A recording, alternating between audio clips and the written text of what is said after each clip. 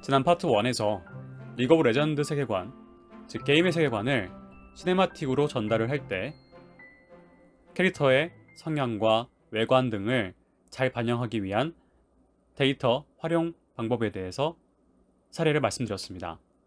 이처럼 데이터를 활용할 툴이 필요합니다. 우리는 아나콘다라는 것을 사용하겠다고 말했습니다. 아나콘다 자체가 파이썬 인터프레터 더하기 다양한 라이브러리인데요. 또한 우리에게 그것을 활용할 수 있는, 코딩을 할 수 있게끔 그 코드 에디터 자체도 제공을 하고 있습니다. 그 안에서 가장 중요한 것은 이런 인터프리터의 버전을 정하는 것과 어떤 라이브러리를 사용할 것인가를 결정하는 것이 될 텐데요. 라이브러리라는 것은 도서관이라는 의미와 마찬가지로 어떤 기능을 수행하는 모듈들이 묶여져 있는 겁니다. 이 모듈 하나가 책이라고 생각하시고 책들이 모여있다 생각하시면 되겠죠. 주로 사람들이 많이 사용하는 기능들이 함수로 코딩되어서 우리 GitHub 같은 곳에 공유 사이트에 올라오게 됩니다. 그럼 올라와져 있는 그 라이브러리를 가져와서 쓸 수 있게 되고요. 이 라이브러리는 분야별로 분리되어 있는 경우가 많습니다. 통계 라이브러리, 머신러닝, 시각화 라이브러리 등등이죠. 다음, 파이썬 전문가들이 이런 모듈을 코딩하여 라이브러리를 묶어서 올리게 되는데, 이 라이브러리를 묶어서 올릴 때에 추가적으로 필요한 것들이 있게 되면은 이제 패키지라고 불리게 됩니다. 사용자들은 그 라이브러리를 다운받아서 각 함수의 설명을 숙지하고 사용해야만 합니다. 자, 이 라이브러리 사용 예제를 한번 보겠습니다. 주어진 값들의 분산을 구해보자 라는 어떤 미션이 있다고 해보겠습니다. 분산을 구하는 법은 알고 있다시피 다음과 같죠. 그래서 이것을 코딩화 시켰습니다. 리스트 1이라고 L1이라고 정의를 내리고 다음과 같이 리스트를 만듭니다. 혹시 다른 언어를 사용하셨다고 하면 어레이와 유사하다고 생각하셔도 됩니다만 우선 이 파이썬 안에서는 리스트라고 불린다는 점, 이 네모난 꺽쇠를 사용하면 리스트라고 불린다는 점을 기억해 주시고요. M1은 썸한 것을 렌의 길이로 나눠줍니다. 그래서 여기 평균을 구할 수 있게 되었죠. 그리고 L2는 이제 ii에서 이 평균을 빼어가는 방식으로 진행되게 되는데, 이 ii라는 변수는 리스트 1에 있는 이런 하나의 변량으로서 이 변량이 평균을 빼가지고 그 결과를 갖게 된 겁니다. 자, 그것에 다시 이 제곱을 한 거니까요. 이것에 더하기를 길이로 나눠줍니다 라고 수행하게 되면 결국 최종적으로 분산이 만들어지죠. 그런데 이런 분산을 우리가 분석에서 널리 사용되기 때문에 문제점은 너무 번거롭다는 데 있습니다. 그리고 또 실수 가능성이 있죠. 나아가서 t테스트 구현은 더 복잡합니다. 누군가가 분산을 구하는 코드를 올려줬으면 좋겠다라고 생각이 들죠. 그래서 이런 전문가들이 라이브러리를 공유해주게 되는 겁니다.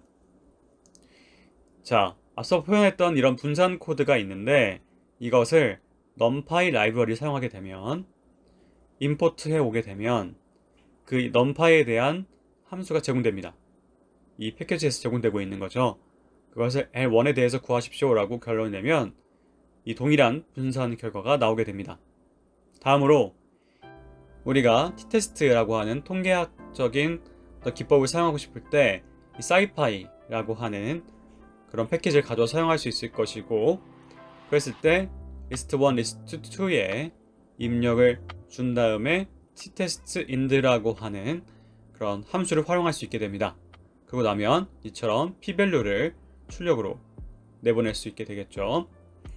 이처럼 패키지를 배운다는 것은 어떠한 데이터 구조가 있는지 알아보는 것과 어떤 함수들이 있는지에 대해서 더큐멘트들을 확인해 가지고 우리가 익숙해져 가는 것이 프로그래밍이 더 원활해지는 그런 방법이라고 보실 수 있을 것 같습니다.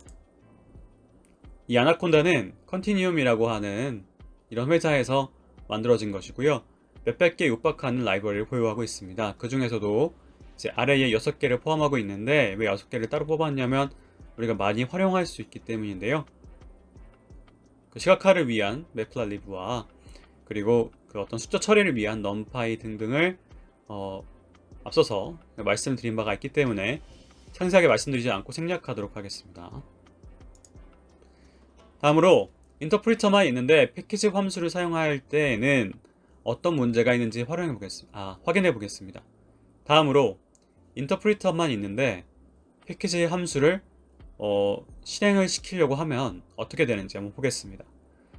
앞서서 이렇게 작성한 코드가 있었고 추가적으로 test를 수행하겠다며 그 패키지 함수를 갑자기 뜬금없이 수행시킵니다. 그러면 파이썬 인터프리터 입장에서는 뒤에서 실행할 수 없다, 실행 오류가 난다 라고 우리에게 알려주게 됩니다. 왜냐면 없는 변수가 접근이 되거든요. 이런 함수를 수행하기 위해서는 어떤 변수에 접근을 해야 되는데 그게 불가능하기 때문에 우리에게 알려주게 됩니다.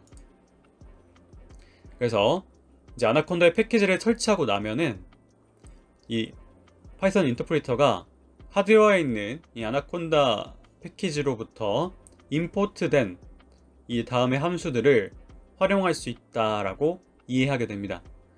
그렇다면 이 많은 패키지를 전부 다 메모리에 올려서 사용하는 것인가 라고 볼 수 있겠지만 그렇지 않고요.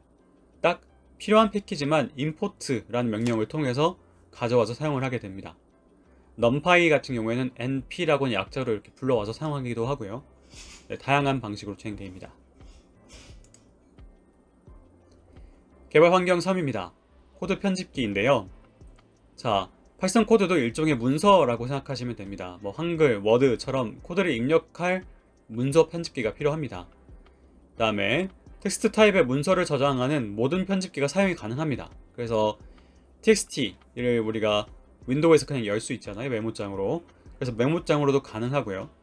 그런데 조금 더 시각적으로 보기 편하게 하기 위해서 리눅스 같은 경우에는 또 기본적으로 vi 에디터를 제공하고 있는데 그것도 활용할 수 있고 그 외에도 아래와 같은 것들을 사용할 수 있는데 우리는 이제 IPython 커널 기반의 대화형 파이썬 셀을 사용하게 되는 주피터 노트북을 활용해 보면 어떨까 합니다.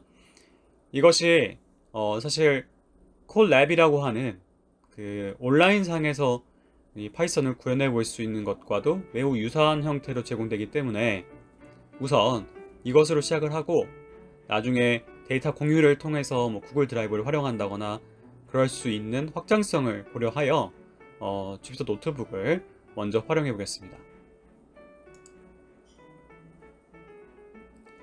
네, 주피터 노트북에 대해서 한 번 더 말씀드리겠습니다. 앞서 강의에서도 이미 한번 말씀드린 바가 있기 때문에 가볍게 훑고 넘어가겠습니다. 이 파이썬에서 인터랙션 모드 그리고 웹 모드까지 적용된 것이 주피터라고 생각하시면 되고요. 그래서 미디어 텍스트 코드 수식 등을 하나의 문서로 표현 가능하기 때문에 어떻게 보면 HTML로 우리가 웹페이지를 바라봤을 때 모든 것이 다 담겨져 있잖아요. 그런 것과 동일한 느낌이라고 보시면 될 것 같습니다. 매트랩도 역시나 이런 것들을 이제 웹페이지에서 볼 수 있기 때문에 매트웍스 사이트에 가면은 다양한 라이브러리들을 그대로 그런 텍스트뿐만 아니라 수식이나 미디어 그림까지 다 한꺼번에 볼 수가 있거든요. 그 자체가 우리가 뭐라고 부르냐면 생산성이 좋다라고 말을 합니다. 그러니까 바로바로 눈으로 보면서 할 수 있다라는 것이 이 생산성이 높다는 말과 많이 동의어로 사용되고 있는데요. 그래서 인터랙티브 쉘의 표준이라고 보시면 될 것 같습니다. 최근에는 이제 고라는 언어가 나오게 되면서 이 구글의 고라는 언어가 나오게 되면서 상당 부분 파이썬과 경쟁을 하고 있다고 하는데요. 우선 우리는 파이썬을 통한 그런 과학적 분석 기법을 배워가는 것을 먼저 하고 추후에 여러분들께서 스스로 개발해 가시는 그런 낚시법을 배워 가신다 라고 생각하시면 될 것 같습니다. 이 슬라이드는 앞에서 보았던 슬라이드와 동일합니다. 그렇게 우리는 개발 환경을 결정하였습니다. 첫 번째, 운영체제를 윈도우로, 두 번째, 파이썬 인터프리터를 아나콘다로, 코드 편집기를 주피터 노트북으로. 자, 주피터 노트북에서 다음과 같이 두 가지 모드가 있다고 앞선 강의에서 말씀드린 바가 있습니다. 셀 안에 들어갔을 때 에디트 모드가 되어서 엔터를 치거나 셀 안을 클릭하면 되는 것인데 왼쪽 바의 색깔이 초록색일 때이고 코드 작성 시에 사용됩니다. 다음에 코맨드 모드는 셀 밖의 상태로서 ESC를 치거나 셀 밖을 클릭하면 커맨드 모드로 바뀌게 됩니다. 왼쪽 바의 색깔이 파란색이 되죠. 자, 이제 파이썬 프로그래밍의 다양한 예제들과 함께 실제 모습을 보여드리려고 합니다. 예를 들어서 다음과 같이 실습 번호가 있게 되고요. 실습 번호에 해당하는 문제가 제공됩니다. 그 아래에 네모칸으로 표현된 것들은 그 결과를 보여드리게 되는 건데요. 그래서 위 퀴즈에 대하여 코딩을 하고 이 결과를 가져오십시오 라는 의미라고 생각하시면 됩니다. 그래서 제가 직접 실습을 하면서 보여드리도록 하겠습니다.